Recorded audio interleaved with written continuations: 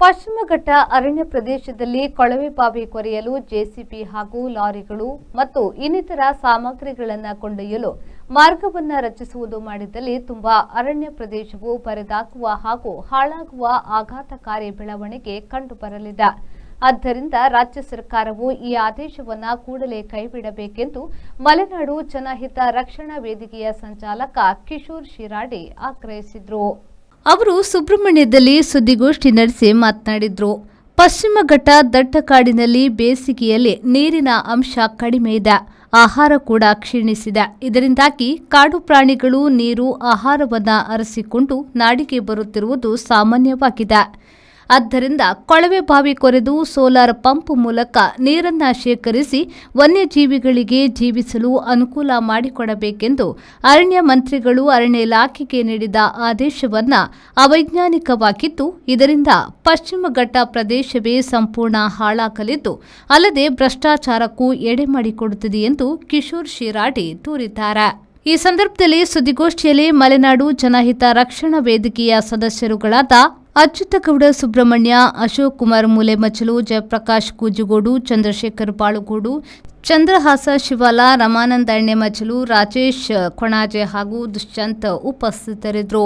ಈ ಯೋಜನೆಗೋಸ್ಕರ ಪಶ್ಚಿಮ ಘಟ್ಟಕ್ಕೆ ಆಗಲಿ ಅಥವಾ ಇನ್ಯಾವುದೇ ಕಾಡಿಗೆ ಯಾವುದೇ ಯಂತ್ರಗಳನ್ನು ಸರ್ಕಾರದ ವತಿಯಿಂದ ನುಗ್ಗಿಸಿದರೆ ನಾವು ಅಲ್ಲಿ ಹೋಗಿ ಅದನ್ನು ತಡೆದು ಕಾನೂನು ಬಾಹಿರವಾಗಿ ನಾವು ಪ್ರತಿಭಟಿಸ್ತೇವೆ.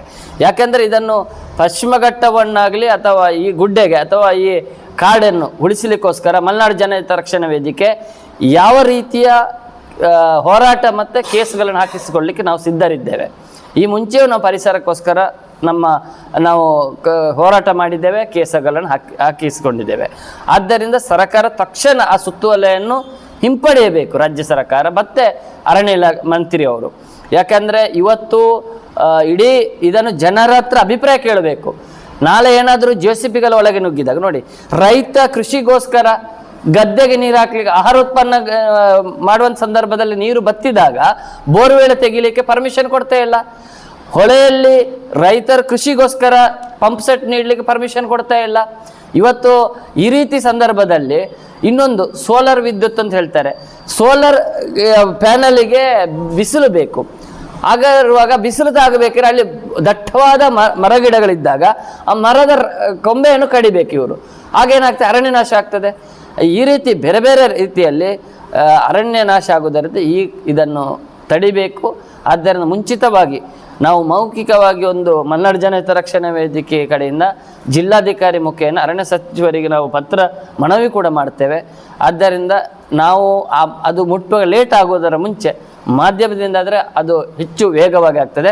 ರಾಜ್ಯಾದ್ಯಂತ ನಾನು ಎಲ್ಲ ಪರಿಸರ ಪರವಾಗಿರುವಂಥ ವ್ಯಕ್ತಿಗಳಲ್ಲಿ ನಾನು ಸಂಘಟನೆಗಳಲ್ಲಿ ಮನವಿ ಮಾಡಿಕೊಳ್ಳೋದೇನೆಂದರೆ, ಈ ಹೋರಾಟ ರಾಜ್ಯಾದ್ಯಂತ ಮಾಡಬೇಕು.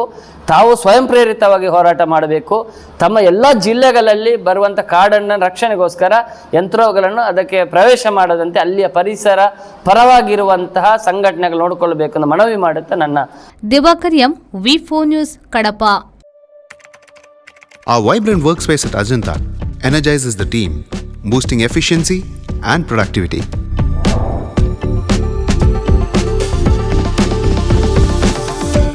Well-designed modern conference space for important presentations with top-notch amenities, fueling our growth.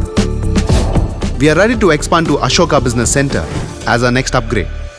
Invest in workspaces managed by Vortex. Invest smart. Invest in Mangaluru.